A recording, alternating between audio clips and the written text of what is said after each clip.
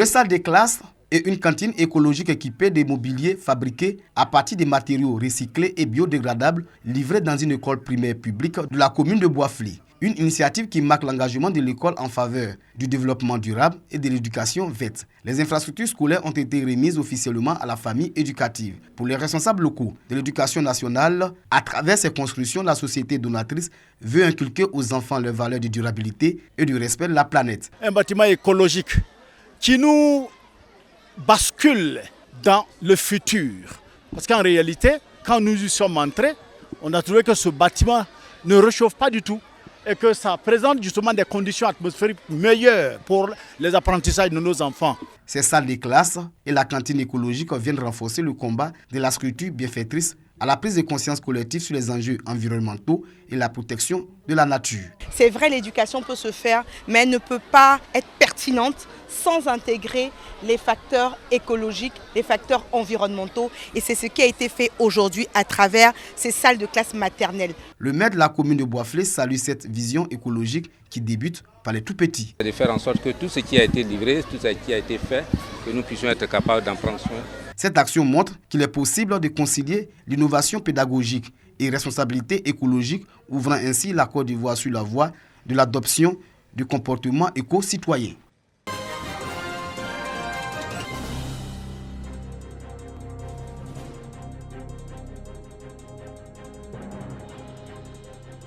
À une dizaine de kilomètres d'Aboisseau, dans la région du Sud Comoé, à Yamé. Dans ce chef-lieu de sous-préfecture, les femmes sont reconnues pour être battantes. Chacune mène son activité avec plus ou moins de réussite. Dans leur volonté de lutte contre la pauvreté via l'accélération de leur autonomisation, elles ont décidé d'intégrer les AVEC, Association de valorisation de l'entraide communautaire. Prendre les prêts et ça a remboursé. J'ai juste pris 50 000 cette année pour augmenter mon activité.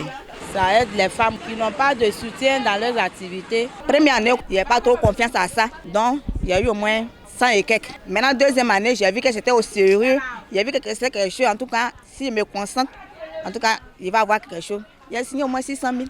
Les femmes d'Ayamé et les AVEC, un amour qui dure 5 ans. Aujourd'hui, la localité compte une vingtaine d'associations de valorisation de l'entraide communautaire. L'engouement est grand et les adhésions massives au fil des mois. Depuis la constitution de la première AVEC de la localité en 2019, son nom, AVEC Amour 1. À Yamé, l'on se souvient encore de la réticence des femmes et leur prudence affichée face à un instrument présenté à la fois comme novateur et salvateur au bénéfice de l'inclusion financière des femmes pour leur relèvement économique. Il y a beaucoup de réticence parce que c'est nouveau. La sensibilisation a pris du temps, mais maintenant, ça va. Ça libère un peu plus les femmes. Ça leur permet de pouvoir se prendre en charge, de ne plus souffrir auprès des hommes. L'AVEC Amour 1 est en fait la première association de valorisation de l'entraide communautaire d'Ayamé célèbre ses 5 années d'existence. Les autres AVEC de la localité s'associent à ce moment de témoignage où se mêlent fierté et bonheur. C'est que les membres de la pionnière des AVEC dans cette partie du Sud Comoé se sont fait les témoins du rôle social et économique joué par le groupement grâce auquel elles se libèrent de la pauvreté, améliorent leur niveau de vie et celui de leur famille. Ah, j'étais pas dans AVEC, j'ai gagné mon argent, je garde, on vole, on casse. Depuis qu'AVEC est venu, c'est devenu ma banque. Je garde mon argent là-bas. Je fais ce que j'ai envie de faire. Des rêves fous que je ne pensais pas pouvoir les réaliser, je les ai faits. J'ai pris un crédit de 500 000. J'ai terminé ma maison dans laquelle je vis. Élu E4, autorités coutumières et l'ensemble du corps social présent à la mairie d'Ayamé sont tombés d'admiration devant la résilience de ces femmes.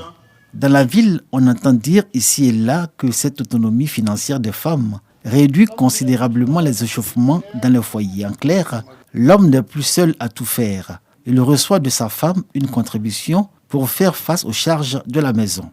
Un indicateur des avancées dans le combat des femmes pour l'autonomisation, leurs droits et l'égalité des genres. On y voit l'immanence, leur rôle et place dans le développement socio-économique de la collectivité est incontestable. Cette année, elles ont mobilisé plus de 7 millions de fonds et elles ont pu donner en crédit plus de 5 600 000 aux membres, qui a généré un intérêt de 560 et quelques mille pour aider la caisse.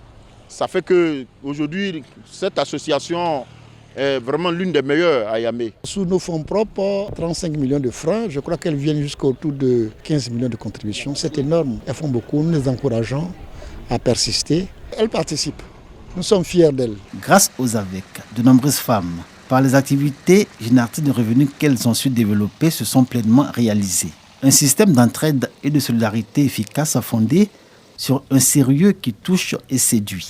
Au point que les hommes qui ne misaient pas sur leur succès sont nombreux aujourd'hui à frapper à la porte de ces associations régies par des règles strictes et une remarquable assise organisationnelle. J'ai déjà 2 groupes ici, avec en oiseur 1 et 2, ce sont les hommes. Et ça marche, ils sont très heureux. Ils sont dedans, on ne leur permet pas de toucher à nos caisses. On est 36, normalement on devrait arrêter sur 25, mais les gens ne veulent pas. Ils disent on veut rentrer forcé. On a formé deuxième groupe aujourd'hui ils sont à 34. Où je suis, j'ai recensé encore des femmes de 25 personnes. Actuellement on est jusqu'à 19 avec. Dans ce système d'entraide et de solidarité qu'est l'AVEC, le nombre d'adhérents est compris entre 25 et 30 personnes, et pas plus. Ils épargnent pendant 3 mois et selon la cotisation individuelle, l'adhérent peut demander un prêt qui s'élève à 3 fois le montant de son épargne, avec possibilité de le rembourser en 3 mois pour un taux d'intérêt de 10%. Bon à savoir, les AVEC ne travaillent pas avec les banques. Elles ont une caisse où tout est dedans. Le cahier, le registre est dans la caisse. Les cartes et les carnets, les bols, parce qu'il y a 2 bols. Il y a le bol de la solidarité, le sac de solidarité. C'est elles-mêmes qui gardent leur argent. Et puis, elle peut être tournante, la caisse. Si aujourd'hui, elle a dormi chez la présidente, demain, elle dort chez une autre personne en qui le groupe a confiance. Les AVEC se veulent malgré tout des mini-banques qui règlent définitivement le problème de l'accès au financement. Plus de 18 000 AVEC ont été dénombrés sur le territoire national. Avec Quai International, initiatrice de ces associations, le ministère de la Solidarité s'est engagé à mettre en place et à renforcer les capacités de 25 965 AVEC d'ici à l'horizon 2030.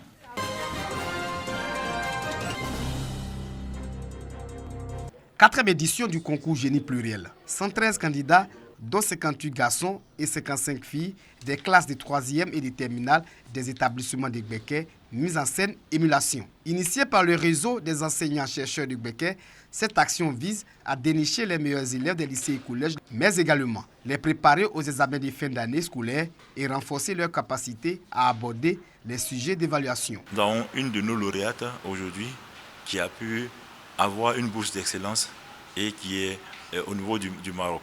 D'autres aussi qui sont au niveau de l'Institut national polytechnique Félix Houphouët-Boigny. Nos lauréats, en tout cas, sont dans des très bonnes écoles. C'est un apprentissage de plus puisque ça nous montre de nouveaux exercices. Donc cette initiative est une bonne chose. Parrain naturel du concours, le ministre-gouverneur du district autonome de la vallée du Banama, Jean-Claude Kouassi, son représentant saisit l'occasion pour encourager les candidats et rassure les organisateurs quant à l'accompagnement du ministre-gouverneur dans cette démarche qui promeut l'excellence en milieu scolaire. C'est une belle initiative à encourager, à soutenir, et le ministre-gouverneur se tient toujours disponible à pouvoir accompagner ces bonnes initiatives de promotion des compétences au niveau des jeunes. Les épreuves se tiennent simultanément dans les 8 villes que couvre la région de Gbeke. Rendez-vous le 26 avril prochain pour la proclamation des résultats.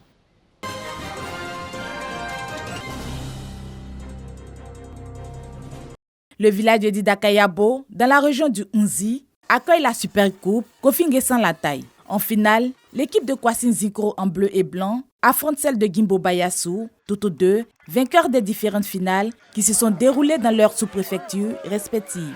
Avant les rencontres, le parrain a tenu à prodiguer des conseils à ses poulains. Devant supporters et soutien indéfectible, les 2 équipes se sont neutralisées au bout des 90 minutes. C'est finalement au tir au but que le village de Kwasine Zinkro s'impose 4-2. Les dames ont aussi joué leur partition en s'illustrant dans un match de gala qui a opposé l'équipe du conseil régional du Unzi en bleu à celle de Didakayabo. Une victoire incontestée de l'équipe féminine de Didakayabo. On a assisté à un beau match. La rencontre a apporté un petit pas et un petit renfort à la cohésion sociale dans la région d'Unzi. Je félicite l'équipe victorieuse qui ressort de Kwadioble Kro Est, c'est-à-dire Kwasinzi Kro, et leur souhaite un bon tournoi l'année prochaine. Nous donnons rendez-vous à toutes les équipes pour l'année prochaine. L'expérience que nous avons menée dans la sous-préfecture de Kwadioble Kro, nous comptons la déployer dans les autres sous-préfectures les années à venir. Des trophées, maillots et médailles ont été remis aux acteurs.